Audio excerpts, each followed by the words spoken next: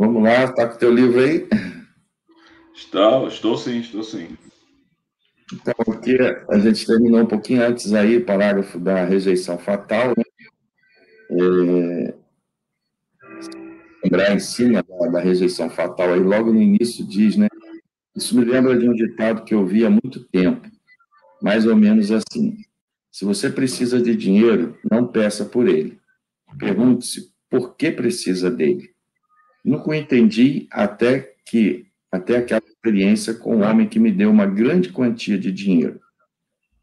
Com o passar do tempo, entendi que se você coloca as pessoas em um ambiente externo e que elas creem ser melhor do que o ambiente interno delas, elas reduzirão esse ambiente externo para se conformar ao ambiente interno que ela imagina ter. Pegou aí? Rapaz, eu vou ser sincero contigo, eu estava lendo até hoje de manhã, eu demorei para encaixar isso aqui na minha mente.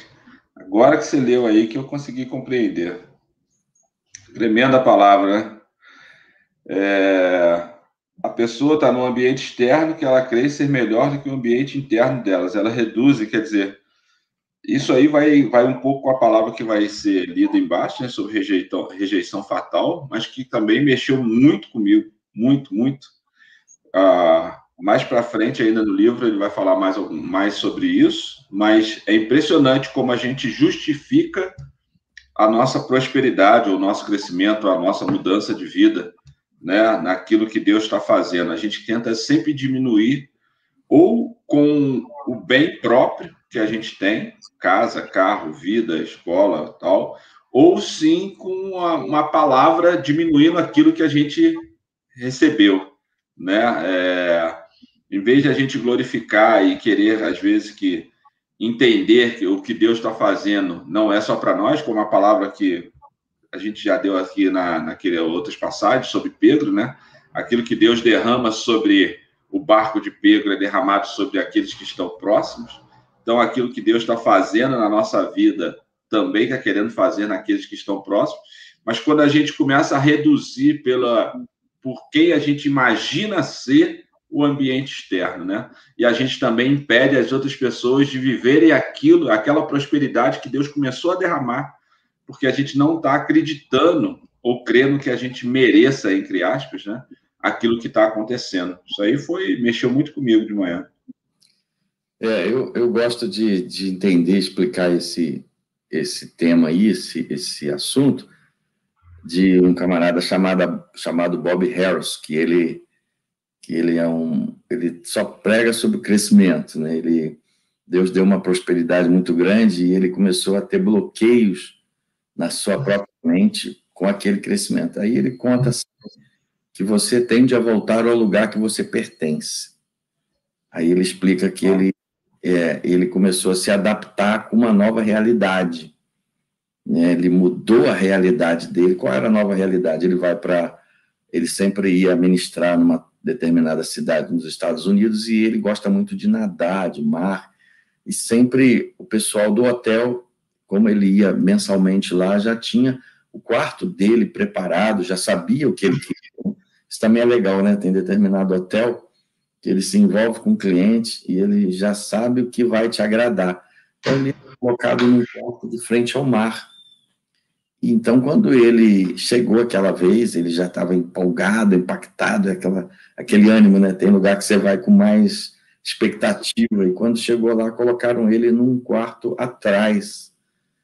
E imediatamente ele olhou, viu, peraí, mas eu vou ligar para lá, não é isso que eu pedi, não é isso que eu estou acordado. E de repente ele liga, né, e fala para o pessoal, gente, o que aconteceu aqui? Aí o pessoal, não, a gente vai te transferir amanhã, porque hoje o hotel está lotado. Aí ele faz uma coisa que eu gosto muito, ele não desfez as malas, porque a nossa tendência é voltar ao lugar que a gente pertence. Ele só pegou o básico, né, de escova de dente, aquela coisa toda, uma roupa para dormir e a mala prontinha. Porque se ele se acomoda, talvez ele iria aceitar, mas ele já dormiu pensando que no outro dia trocaria de quarto e no outro dia trocou de quarto. Então isso é interessante, né?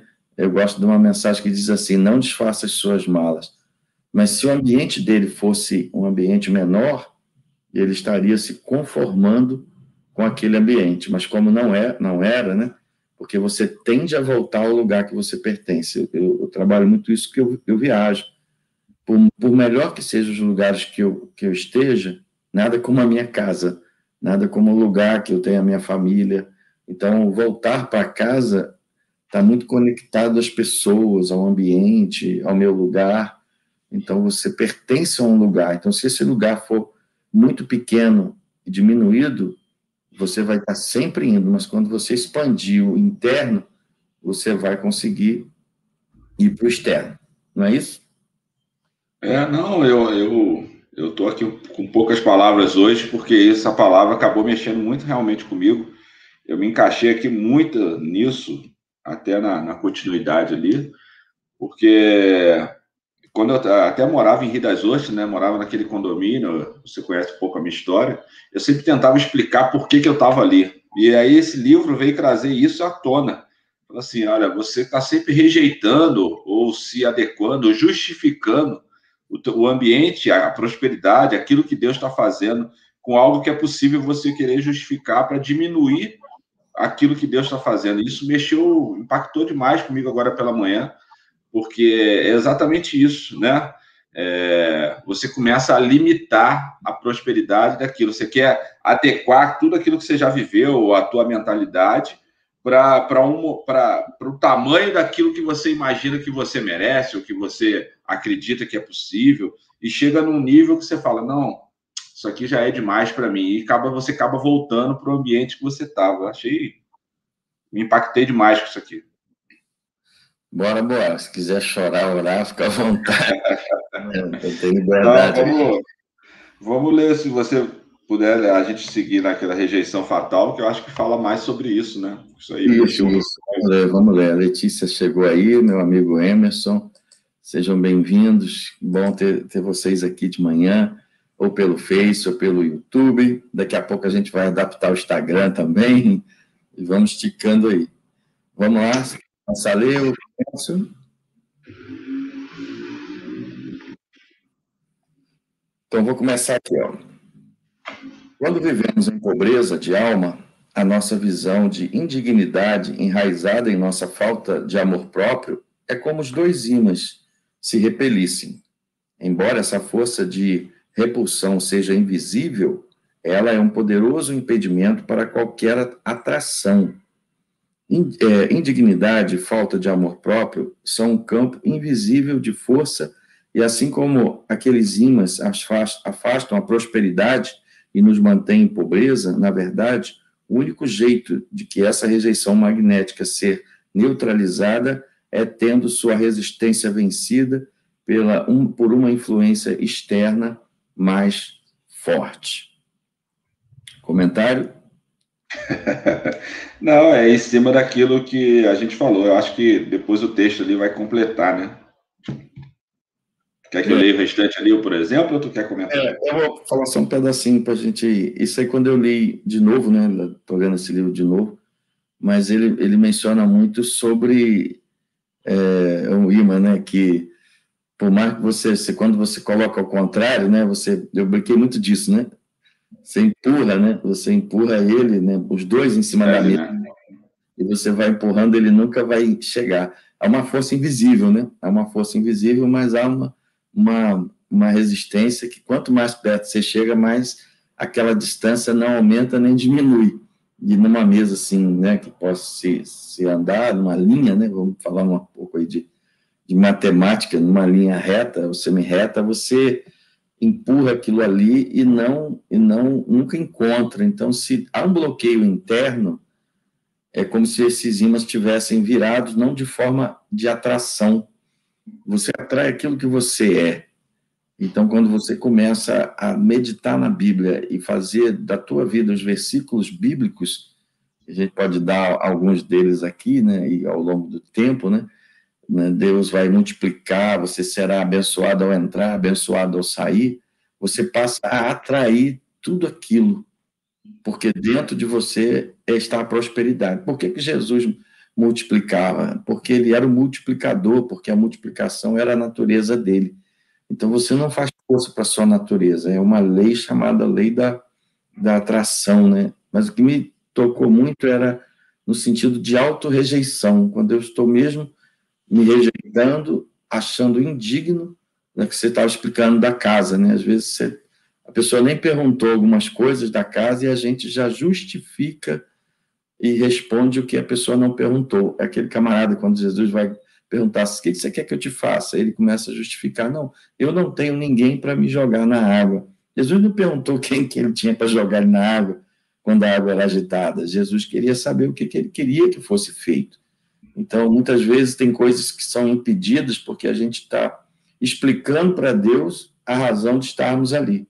Quando, na verdade, Deus não está preocupado em saber por que a gente está ali. Ele quer liberar uma cura, né, um favor, um poder sobrenatural sobre cada um de nós. Vamos, pode ler. Eu quero comentar alguma coisa. Não, eu fiquei impactado porque ontem mesmo eu estava conversando com alguém e a gente prega muito sobre a principal pergunta de Jesus, o que queres que eu te faça? E às vezes a pessoa que está muito tempo na igreja ou muito tempo no evangelho, ela acha que essa pergunta é uma pergunta simples, básica. Mas não é o que você está com fome de manhã, o que eu quero é tomar café. É o que você quer da sua vida, para onde você está indo, né? Como você projeta daqui a 6 meses, 1 ano, 5 anos. Isso vai determinar as suas escolhas e como você se vê para chegar lá, né? Eu acho que... Aí eu perguntei isso a uma pessoa ontem, ela falou, não sei. Às vezes a pessoa sabe do trabalho, às vezes ela sabe até aonde ela imagina chegar para um carro, talvez até para morar em algum lugar, mas ela não sabe qual o propósito dela, qual o chamado dela. Isso tem muito a ver com isso que você está falando, aquilo que ela não consegue enxergar como filha de Deus e o propósito de Deus na vida dela. E aí não consegue encaixar todas as escolhas externas que acontecem, né, fora dela, porque ela não tomou a decisão internamente, né? Então, ontem eu estava conversando com um rapaz e ele não sabia responder. Eu sabia. Ele sabia o que ele queria daqui a 6 meses para o trabalho, mas não sabia o que ele queria daqui a 1 ano como ministério, como propósito, como chamado. E aí isso podia destruir todas as coisas, fechar portas, porque ele não sabia quem ele era, né? Uma das razões aqui é a palavra indigno. É a pessoa que ela não gosta mais de si, por conta daquele homem paralítico, tanto tempo ali vivendo aquilo, ele já começa a se neutralizar, né? A Bíblia diz, ame as pessoas da mesma maneira, né, como a gente se ama, né? Então, com os embates da vida, a pessoa vai se auto-rejeitando, então ela deixa de gostar de si, a ponto que ela quer justificar, mas ela se perde, né, na sua identidade, na sua... Então, por isso que ele diz, o que você quer? Ele não tem ninguém, então Jesus não queria saber isso. Ele não perguntou isso. Tem muita gente respondendo que não está perguntado e está deixando de receber o que ele pode oferecer. Primeiro, quem é que está perguntando isso para a gente? Né? O que é aquilo? Não é, né? Não sou eu que estou limitado, não é Saulo, nem o presidente, mas é o papai, né? O que você quer? Então, para o próprio Pai, Cristo, perguntar isso, né? O que você quer? Né? Então, e a gente está, não tem ninguém, meu projeto, minha vida. Então, assim, quanto mais a gente aprender a entender que se ele está perguntando, faz parte dele, do favor dele, eu vou caminhar aí. Deus só pode te levar para onde você imagina, né? Onde você consegue imaginar. Ele não consegue te levar para onde você não imagina ir, né? Isso aí é poderoso. Aquele camarada Steve Jobs diz uma frase: dê às pessoas porque elas não sabem o que querem, né? Essa é fantástica. Entregue a elas porque elas não sabem o que querem. Então, Deus também chega para Abraão e diz: eu vou te fazer pai, né? Talvez até ele próprio já tinha abortado, você vê que a esposa já tinha abortado o sonho, mas a visão foi dada para ele e a esposa precisa entrar debaixo da visão de Abraão, né? E a visão era: o que tu quer que eu te faça, Abraão? Depois da tua idade avançada, dos teus tempos programando para encerrar a carreira, guardar tudo.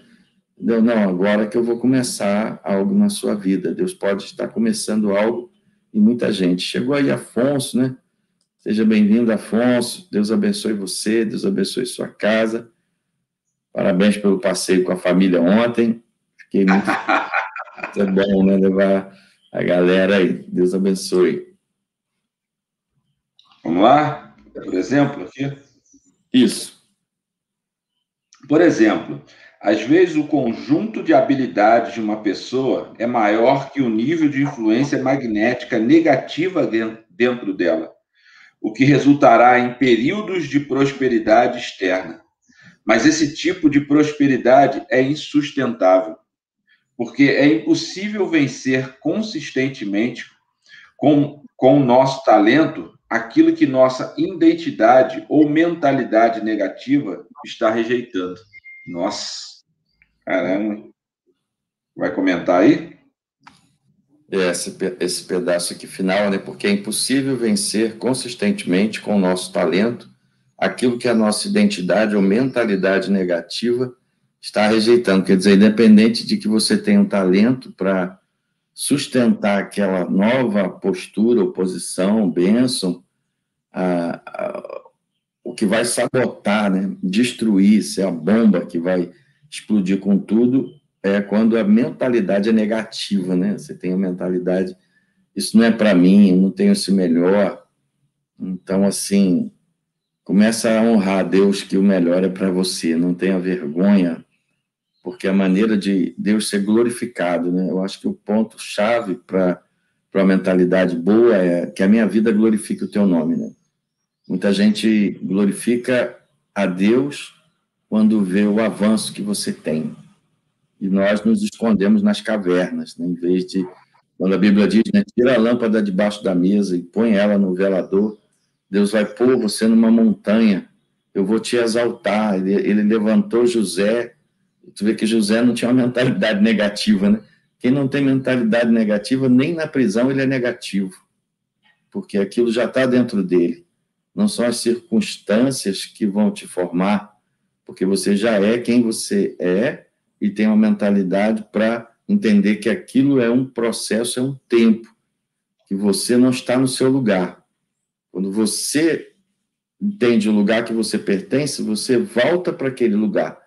José pertencia a um lugar de governo, então ele estava no pai, ele foi atraído a governar sobre seus irmãos. Ele foi para uma casa de Potifar, ele foi atraído a governar a casa. Ele vai para a prisão, ele é atraído a governar. Então, quando ele vai para um ambiente maior, que é o Egito, ele é atraído a ficar no lugar que ele pertence. Então, você pertence a um lugar, a uma identidade, né? E aqui é o sustentar. A gente fica assim: meu Deus, eu recebi isso aqui, como é que eu vou sustentar essa... A gente é bloqueado em sustentar. Não vou conseguir pagar esse aluguel 6 meses, vou ter que me adaptar à nova realidade. Não vou conseguir viver esse carro, vou ter que devolver esse carro não é para mim. Me lembro, uma vez eu fiquei falando isso muito com um carro que eu tinha, né? O carro foi embora, porque você precisa assumir aquilo, né? Andar, sei que aquilo, você pode ter tudo que não tiver você, né? Depois o livro até vai falar aqui na frente. Quer comentar? Não, quero sim, porque ele está mexendo realmente muito comigo isso aqui, porque essa eu acho que é exatamente isso. Você começa a gerar coisas através da tua habilidade, né? Deus te dá habilidade, dons, talentos, e você começa a gerar isso. Mas aí você começa a crescer dentro de um trabalho, dentro de um negócio, abrir outros negócios, mas de certa forma chega num ponto que, né, que essa influência negativa dentro de você acaba te gerando uma força que acaba te desanimando nas primeiras dificuldades que vem, né? Vou dar outro exemplo também. Ontem, exatamente essa pessoa que eu estava conversando falou exatamente isso comigo. Eu falei: eu dei 6 meses para Deus, vou fazer hora extra, vou trabalhar e vou começar a ver que eu dei até junho, julho para Deus mudar a minha história dentro do meu trabalho. Aí eu falei assim, ótimo, entendi. Então você está crescendo, você está prosperando dentro do seu trabalho, mas o que você pediu para Deus? Para ele mudar a história. Mas qual é a história? Você vai abrir o próprio negócio? Você quer ser promovido? Não, não, falei com ele para mudar a história. Quer dizer, ele está se auto-sabotando porque ele não deu nem para ele mesmo a resposta do que ele quer. Ele só quer uma resposta, mas não sabe qual resposta. Ele está crescendo tanto dentro da empresa, mas ao ponto dele falar, não, até 6 meses eu preciso decidir, ou eu vou para outro lugar, ou Deus vai me mover para onde, né? Então, isso. Eu recebi, eu vou até falar algo aqui, né, que é particular, mas esses dias a gente estava conversando, foi até o Saulinho do Vila Rica, e ele estava orando comigo, a gente estava orando aqui no discipulado, e ele chegou para mim e falou, Deus está te entregando... não, foi no dia do aniversário, que a gente estava junto, e ele falou assim, Deus me deu uma visão de... Deus te deu um chapéu, e depois Deus vem com vários chapéus diferentes e começa a colocar outros chapéus em cima de você. Só que eu estava orando para Deus, porque toda vez que eu tenho um negócio, eu começo outro negócio e encerro o negócio anterior. E aí, na hora que eu estou quebrantado aqui por causa disso, porque na hora que ele falou isso, eu estava orando para Deus para terminar essa mentalidade de escassez, de mentalidade de voltar para trás, de encerrar algo que Deus não encerrou. Porta que Deus abre, ninguém fecha, porta que Deus fecha, ninguém abre. Mas tem vezes que eu fechava a porta. E aí, quando ele me entregou isso ali no meu aniversário, eu comecei a quebrantar, porque eu até falei com ele, isso é a resposta de Deus. Deus me dizendo, sou eu que coloco, né? Os chapéus é como se fosse negócio, eu vou colocando outros chapéus na tua cabeça, mas é você que tem retirado ele. Você que tem desistido no meio do caminho de outras coisas. Eu tenho acrescentado para que você entenda que não é só para você. Eu tenho colocado coisas para que você compartilhe com outras pessoas. E você quer abraçar isso. Então, foi como se eu sentisse que Deus não vai retirar mais nenhum negócio, mais nenhuma coisa que eu mesmo, às vezes, me negava a isso, entendeu? Então, quando eu comecei a ler essa palavra hoje de novo, isso veio muito à tona dentro do meu coração para entender que é possível chegar num ponto de não repelir mais essas coisas quando a tua mente começa a virar e Deus começa a falar contigo, né? O livro vai trazer para frente algo muito forte sobre a humildade. O Bispo JB fala muito isso. Às vezes, humildade não é pensar. A humildade é a definição. Humildade é pensar menos de si. Você pensa mais nos outros. Mas o problema é quando você pensa só em si, né? O seu pensamento é só em você. Então, o teu negócio, a tua vida vai ter mais sustentabilidade quando o projeto abrangir o outro. É o que você falou aí, isso do barquinho, né? Se o barquinho encheu, para a sua estrutura não caberia aquilo. Você vai ter que repartir. Mas, assim, é legal essa questão de você ser repulso, né? Você vai voltar ao lugar que você pertence. Então, se a mentalidade não mudar de acordo com que as coisas andam externamente mudando, por isso que em cima diz, né? Você vai reduzir para poder ficar apenas aonde a tua mentalidade alcança. Se a tua mentalidade pode alcançar, meu Deus, eu vou para uma casa X, e lá é que eu pertenço, toda a atração vai cooperar, colaborar para que você venha crescer. Eu estava ensinando meu filho essa semana, consegui conversar bastante com ele, e ele pedia assim, não, pai, não para de falar, pai, pai, tu parada. Eu dou umas paradas que eu começo a receber, eu falei, Lilipe, eu estou recebendo download, minha máquina é um 484, a sua já é um processador aí muito avançado, né? E ele, mas eu falava muito com ele, eu falava, filho, às vezes a gente vai ter umas responsabilidades, uma conta muito grande, mas quando você assume isso, você vai subindo o nível, você vai atraindo, e a Bíblia diz que a tua própria boca o instigará, né? Então, quanto mais você quiser de alimentação, de prosperidade, mais vai depender do seu trabalho, vai aumentar seu trabalho. Mas a criatividade ao lugar que você pertence, esse é fantástico, é fantástico. Mas vamos...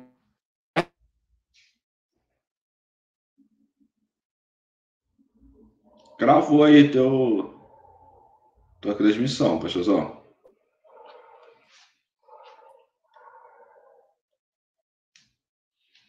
E... Mudar aqui. Agora eu estou ouvindo, mas está gravada a imagem ainda. Segura aí que vai entrar. Foi? Não, estou ouvindo a voz, mas a imagem estou ouvindo não. Mas sumiu. Agora voltou. Mudei a internet. Eu estava colocando um cabinho, mas nunca aconteceu isso aqui em casa. A internet agora está oscilando. Você quer ler então esse pedacinho? Esse cenário, né? Isso, né? Esse cenário dentro de nós pode vir algo como uma doença autoimune da prosperidade. Uma doença autoimune ocorre quando os anticorpos, criados para lutar contra doenças, de alguma forma recebem a mensagem errada. Assim, eles se rebelam contra sua missão e atacam o próprio corpo. Quando temos dificuldade com o amor próprio, essa doença autoimune da prosperidade ataca e nos sentimos culpados por nosso bem-estar. E então, tentamos acalmar nossa alma com algum tipo de penitência. Na melhor das hipóteses, isso é sabotagem contra si mesmo. Na pior delas, é um comportamento autodestrutivo. Aí tem um finalzinho aqui em cima. Quer que ler? Pode ser? Pode. No entanto, de maneira parecida como anticorpos saudáveis, uma mentalidade próspera, em que nós vemos como filhos e filhas de Deus, nos protege da autopiedade, da depressão e do vitimismo. Tem um assunto bom na potência aqui, mas esse finalzinho aqui eu acho que vai fechar bem. De repente a gente vai trabalhar a finalização aqui e talvez comentar só um pouco da história, porque a história está bem gravada aqui na minha mente. Que ele colocou ali, a gente ganha tempo aqui na história, né? Então, o cenário dentro de nós pode virar algo como uma doença autoimune da prosperidade. Olha só, você gerou uma doença que, na verdade, está afetando isso, a tua própria prosperidade, é o que ele está colocando aqui, né? Uma doença autoimune ocorre quando os anticorpos criados para lutar contra a doença, de alguma forma, recebem a mensagem errada, né? Então, é uma mensagem, em vez de você lutar em favor daquilo, você vai lutando para repelir a nova realidade. Eu tenho aprendido muito sobre o novo normal, a nova realidade, quando Pedro sai do barco e começa a andar sobre um outro patamar, uma nova realidade que nunca ninguém havia experimentado. Ele vê Jesus fazendo, ele está pronto para fazer, mas ele não está pronto para sustentar. Às vezes você está para sair, mas você não consegue sustentar. Então, ele tende a imaginar, meu Deus, quando ele percebe o que está acontecendo, a mente começa a passar informação, os anticorpos começam a trabalhar contrário à fé. O que te faz mudar de nível e sustentar no campo da fé, agora eu estou falando da fé, no campo espiritual é a fé. Porque ele estava na fé, então ele poderia dizer, o meu novo normal é aquilo ali. Vamos supor que ele conseguisse andar 1 hora ali. Ele, Jesus, passeando 1 hora. Eu creio que automaticamente um ou outro discípulo ia olhar, por que nós estamos aqui dentro há 1 hora, andando lá mais de 1 hora e não estão afundando? Eles iam pular. Quem vai? É João. Rapaz, agora vou eu. Jesus, eu posso ir? Eu venho. Aí daqui a pouco o outro, rapaz, se João foi, se Pedro foi, talvez o último seria o Tomé. Né? E talvez Tomé nem ia. Não, peraí, alguém tem que ficar no barco aqui, está justificando, né? O barco ter controle, ter comando, né? E era tempestade. Mas eu não vejo Jesus talvez feliz retornando com Pedro ao barco. Né? Por que ele não estaria feliz retornando com Pedro ao barco? Porque ele disse, homem de pequena fé. Homem de pequena fé. Mas eu fiquei pensando, pequena fé, o que ele andou? Não, a pequena fé, a grande fé é quando você permanece onde Deus quer que você viva e aquela nova realidade passa a ser o normal para ele. A gente tem que entender o normal. O novo normal em Deus é viver uma vida sobrenatural. É botar a gente ver o doente curado, é olhar e falar, meu Deus, recebi uma bomba hoje, não tenho dinheiro para pagar, e você dá uma gargalhada, o que você está rindo?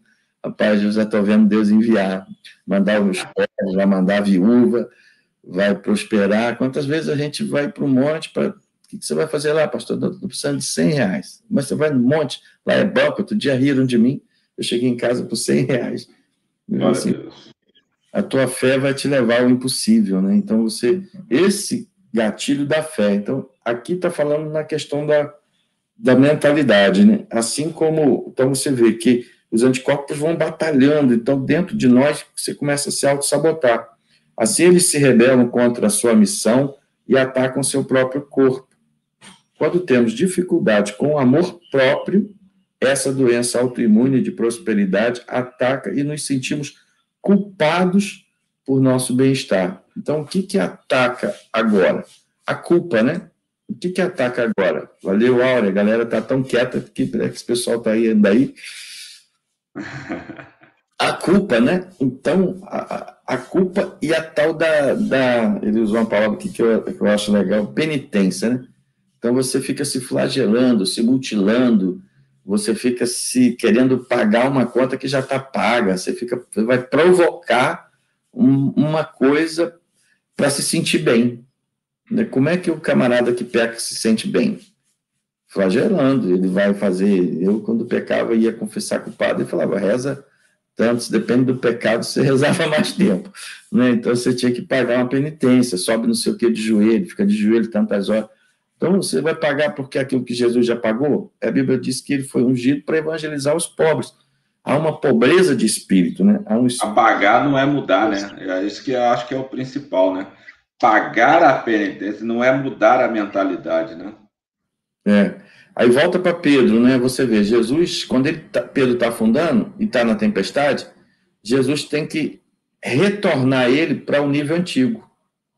Ele já tinha começado um novo nível, mas Jesus retorna ele, porque se Jesus não retorná-lo, ele iria morrer ali, porque ele não estava adaptado à mente, os anticorpos, a dificuldade da fé, que o vento, as circunstâncias, e ele tem que ir para o lugar que ele fica confortável. No barco ele estava confortável.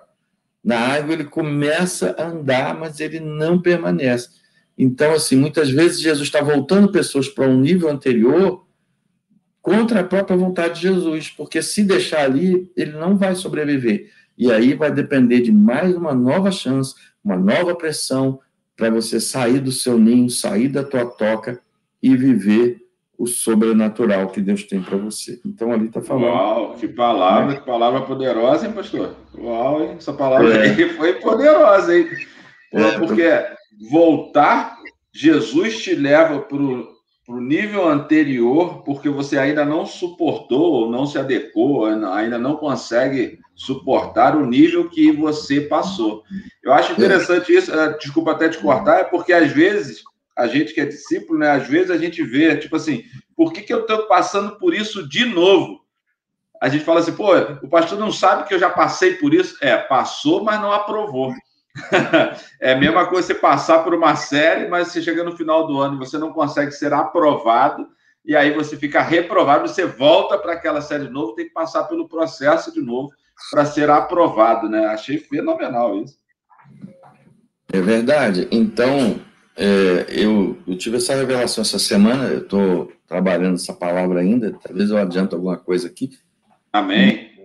Na sexta-feira, eu acordei com algumas perguntas que o pai me fez. Uma delas foi essa.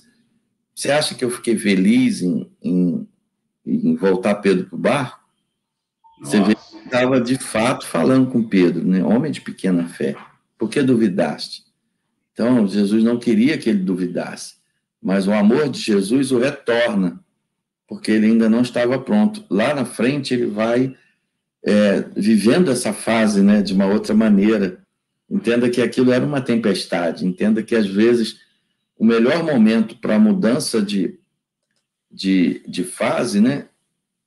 Aí, glória a Deus, como Saulo fala, botou aí, uau, o melhor momento para a mudança de fase... Glorifica a Deus, deixa Deus Amém. Glória a Deus. Levantar, né? O melhor momento para a mudança de fase é a tempestade, é a crise, né? É o momento do aperto que vai, e você vai ter que se sentir confortável nesse nível que você está. Só para a gente concluir ali, ó, a leitura, ó, culpado pagando tipo de uma penitência. Na melhor da hipótese, isso é sabotagem contra si mesmo. Na pior delas, é um comportamento autodestrutivo, quer dizer, de uma parte ou de outra, a pessoa vai acabar se destruindo. No entanto, a maneira parecida com anticorpos saudáveis, uma mentalidade próspera, em que vivemos como filhos e filhas de Deus, nos protege da autopiedade e da depressão e do vitimismo, né? São 3 coisas ali, nosso amigo Samuel levantou. Caramba, aí! Uau! A Paz Marisa passou aqui e falou, caiu da cama. É benção, professor, é benção. Focando aqui, né, a mentalidade próspera, né, os anticorpos saudáveis, em que vemos como filhos e filhas de Deus. Então, a mentalidade precisa ser mudada de escravo para filho. Dependendo, a gente cresce em algum lugar, seja igreja também, que igreja tem uma influência sobre nós, e ela vai trabalhar a sua cabeça para dizer que você é servo, você é servo, você é servo, você é servo. Jejum, hein? E Deus está sempre mostrando que a gente é filho, né? Filho, filho, filho. Quando ele fala para os discípulos no barco, ele diz, filho, tendes alguma coisa para você comer? Então, para a gente comer? Filhos, né? Então, muda na vida da gente o conceito. Qual o conceito, né, da realidade? Você quer complementar alguma coisa?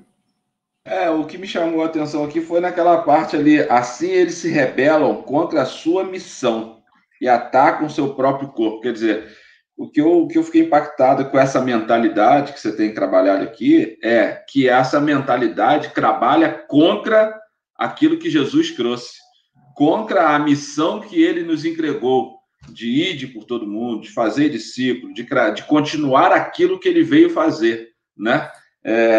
Essa mentalidade se rebela contra Deus, contra aquilo que ele nos gerou para ser e para fazer. Isso me impactou aqui, porque quando a gente... eu gosto muito da tua aula sobre metanoia, né? Que é essa mudança de mente. Essa mentalidade nos atrasa a realizar aquilo que nós nascemos para ser.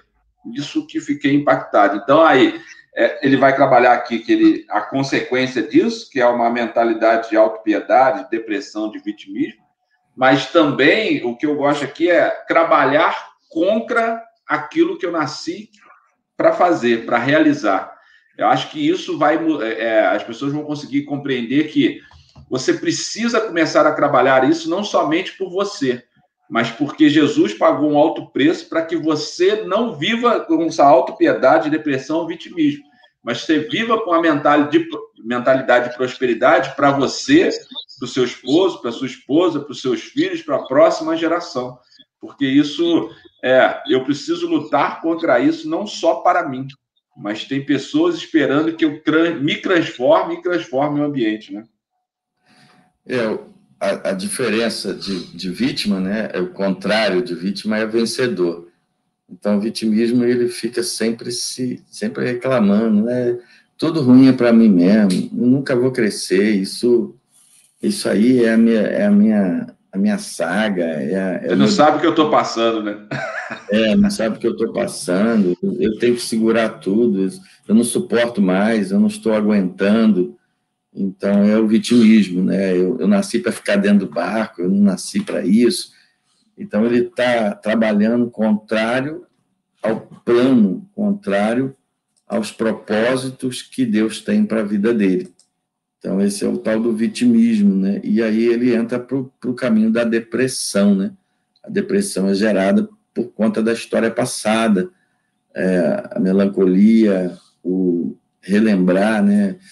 O lamentar o que eu passei, o que eu vivi. Você não sabe o que eu passei, você não sabe quanto estou sofrendo. Parece que no mundo ninguém sofre, parece que no mundo a pandemia só foi para a casa dele, parece que os problemas só ele tem. Então ele é a vítima, né? Eu sou a vítima, né? A historinha lá tem um rapaz que escreveu A Alma Próspera, né? Lá da Bethel, ele fala de que toda história tem um vilão tem uma vítima, né? E tem um herói. Quem você vai ser dessa história? Tem muita gente que é o vilão, tem gente que é a vítima, né? Ou a princesa que vai ser salva, né? O príncipe, mas tem outros que são o herói da história, né? Então, ele compara uma realidade que se está colocando. Então, a gente precisa escolher o que a gente vai ver, vai ler. Então, para a gente finalizar, né? O Chris Valentin, numa historinha, e aí com 4 minutinhos aqui, ele diz que ele foi comemorar o aniversário de casamento na Disney, já mora lá nos Estados Unidos, e a esposa perguntou o que ele queria para ter de presente. E ele disse que o sonho dele era ter um Corvette, um carro esportivo, um carro muito chamativo, né? E ele é alguém muito conectado a carro. Ele teve 4 autopeças, 9 negócios, trabalhou em uma oficina. Então, ele entende motor, entende do carro. E, para surpresa dele, ele ganha o Corvette. E aqui tem um pedacinho, né? Aqui, ó, vê se você acha aí na página 45. Penúltimo parágrafo. Um mês mais tarde, achou? Um Corvette 2014 amarelo e brilhante surgiu na minha garagem. Ele era quase novo, era incrivelmente bonito e rápido. Fiquei nas nuvens por dias. Cresci em meio a carros e sempre amei Corvette. Na minha adolescência, construí 4 modelos dele. Além disso, meu avô foi dono da primeira loja de manutenção automotiva em Mountainville, Califórnia. E eu segui os passos dele e 4 oficinas mecânicas e 3 lojas de autopeças. Acho que você pode dizer que carros está no meu sangue. Eu realmente amava o Corvette, mas decidi não ir com ele para o trabalho, porque eu sou um pastor da Bethel Church. Minha equipe continuou a perguntar quando que eu traria o carro para que pudessem vê-lo. E eu evitava responder. Uma semana depois, eu finalmente decidi refletir o meu dilema. Qual exatamente é o meu problema? Me perguntei. Resolvi que o melhor jeito de descobrir o que me incomodava era levar o carro para o trabalho e ver quais temores surgiriam por conta disso. Quando cheguei ao trabalho, vários membros da equipe correram para vê-lo e eles ficavam andando ao redor do carro, fazendo e perguntando sobre ele. Qual a velocidade máxima dele? Quantos cavalos de potência? De que ano ele é? Mesmo assim, percebi que eu respondia perguntas que ninguém estava fazendo. É usado, eu disse timidamente. Conseguimos um belo desconto nele, explicando, né, que ele pagou. Kate comprou para mim. A caminhonete do pastor é mais cara, disse. Alguns minutos mais tarde, de volta ao meu escritório, comecei a me arrepender de ter comprado o carro. As pessoas vão pensar que sou exibido, pensei. Um pastor não deve ter um carro como esse. E que pessoas vão pensar? O que as pessoas vão pensar de mim? A pergunta me atormentava. Uma hora mais tarde, um bom amigo, Dan Farley, entrou em meu escritório. Belo carro, cara, disse ele com um sorriso. Eu acho que eu fiz besteira em comprá-lo, respondi. O quê? Por quê? Ele disparou. Cara, você é um amante de carros. Esse é o carro perfeito para você. Você merece e tem dinheiro para isso. Aproveite seu carro, cara. Ele insistiu. Mas o que as pessoas vão pensar? Pressionei. Se elas não podem se alegrar com você, então é problema delas. Não se preocupe com isso. Ele disse confiadamente. Daquele dia em diante, levei meu Corvette para o trabalho todo dia. A maioria gostou muito. Muitas pessoas me disseram que ficaram felizes de ver que o amante de carro finalmente comprou o carro dos seus sonhos. Decidi encarar meus medos publicamente e com uma foto do Corvette em uma rede social, agradecendo a Kate publicamente por ele. O resultado foram surpreendentes, positivos e poucas exceções. Há um acusador ao Gallagher em todos os lugares, claro, especialmente no Facebook, mas centenas de pessoas postaram comentários bastante encorajados. A moral da história é que não há problema em ter coisas legais, desde que essas coisas não tenham você. Às vezes, ter coisas maravilhosas é sinal de algo bonito que está acontecendo no coração de alguém, está conseguindo sair de uma mentalidade de pobreza. Uau! Uau! Uau! Fecharia? Tremendo. Fantástico. Você falou até do Galo ontem. Ontem você estava pregando sobre o Galo, eu estava sentado ali na frente e você estava falando, e o André imitando o Galo, foi fantástico. Quem não assistiu aí, recomendo ver a palavra de ontem, fantástico. Mas ontem eu estava ali e Deus estava falando comigo, ele falou, num ponto de, a gente estava falando sobre matar o galo, e aí Deus estava falando comigo assim, ó, o que importa Deus estava falando no meu coração, né? Eu acho que o importante é quando o galo cantar, ele não mais doer dentro do teu coração, aquilo não mais influenciar. O galo já não mais representa uma dor, e sim uma nova manhã. Deus começou a falar isso muito poderosamente, porque ele começou a me trazer lembranças de algumas coisas que me traziam dor, e ele começou a falar isso comigo. O importante, já que esse galo cante, e essa dor já não seja mais insuportável dentro do coração. Que o galo cante e que represente uma nova manhã na tua vida todos os dias, né? Uma nova manhã é uma nova alegria, uma nova oportunidade de viver. Pô, isso aí foi... Essa palavra ontem foi tremenda. Ressignificar, né? Eu aproveitei aquele menino que tinha perdido a mãe e ele deu um novo sentido àquilo. É você lembrar sem dor. Boa colocação. Dá para melhorar a palavra lá. É você lembrar sem dor, né? Ressignificar. Mas essa história eu achei legal aqui, entrando no livro, porque é aquilo que ele responde o que não é perguntado, né? Isso. Né? Esse carro, qual a potência dos cavalos? Ele vai falar, não, é usado, conseguiu um bom preço. Ele está se autodesprezando, ele está se achando indigno, né? Ele não está gostando de si, ele está se auto-sabotando, ele está querendo, eu tô pensando até em vender, tipo assim, isso não é para mim. E era o sonho dele. É interessante, né? Às vezes você tem um sonho e quando aquele sonho chega, você acaba com aquele sonho, você mesmo, né? Então, e aí ele colocou essa frase aqui final, né, que eu achei legal, mas eu gostei muito aqui dessa parte, né? Ninguém me fez essa pergunta. Aí o camarada chega para ele e fala assim, rapaz, que carro, né? Ele, não, estou pensando em vender. Eu falei, que isso? Né? Você foi feito para isso, é perfeito para você, você é amante de carro, isso é para você. Então havia algo dentro dele rejeitando, repelindo a tendência, se ele continua com aquela mentalidade, era ele voltar ao carrinho velho dele e viver dentro daquele barco antigo, né? Quando Deus está chamando para uma coisa sobrenatural. Amém, meu amigo. Que palavra, hein? Que palavra. Eu estava escutando você falando, as pessoas já enxergavam que ele era, entre aspas, merecedor, que o carro era a cara dele, que ele encaixava na vida dele, mas ele mesmo não enxergava, não encaixava, ele se repelia aquelas frases, e eu me vi perfeitamente respondendo isso várias vezes. As pessoas me perguntando uma ou outra coisa, até no carro, quando às vezes a pergunta, não, mas é usado, o ano é tal. Quer dizer, às vezes você quer justificar aquilo que Deus está fazendo na tua vida, em vez de falar, olha, o que Deus está fazendo é tremendo, a terra que Deus mostrou é tremendo, parece lá os espias, né? 2 enxergaram uma terra tremenda, fruto, bênção, e outros enxergaram, como é que Deus nos dá a terra que alguém tem lá, está lá? Como é que Deus me dá uma terra que há uma dificuldade para mim entrar?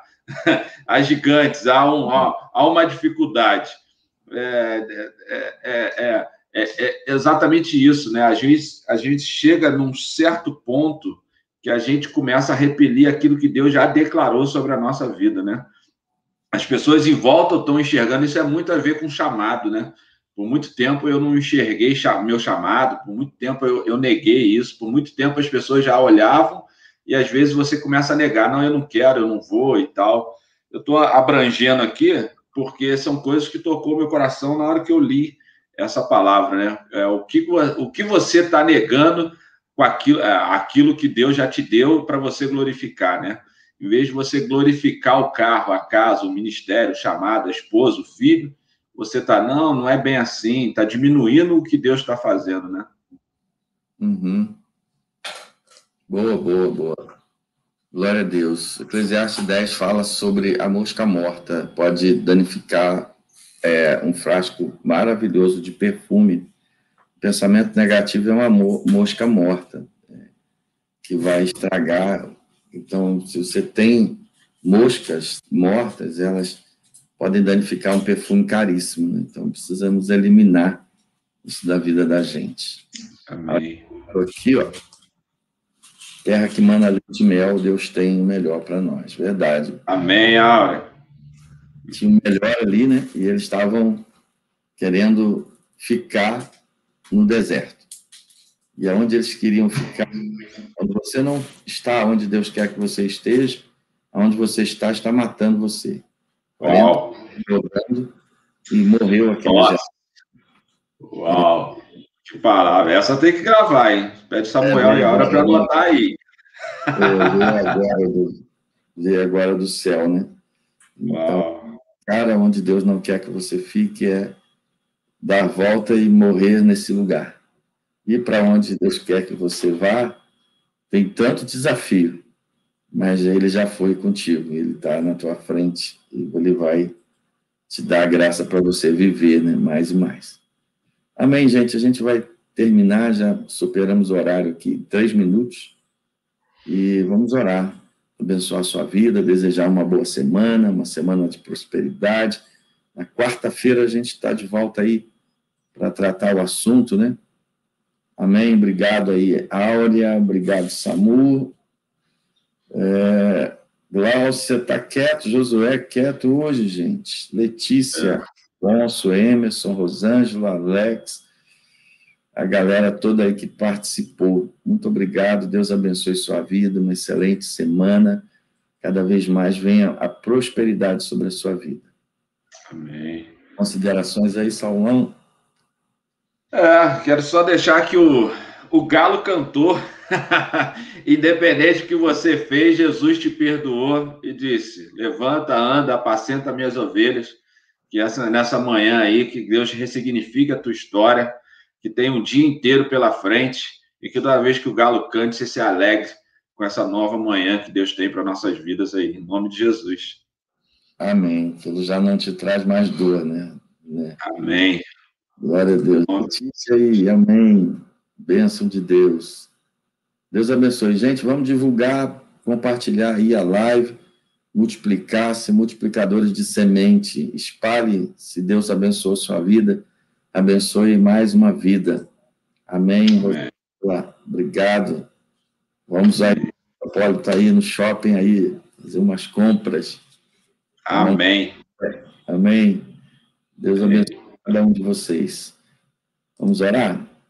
Amém. Quero glorificar o teu nome por mais esse tempo, por mais essa live, por estarmos aqui servindo, Pai.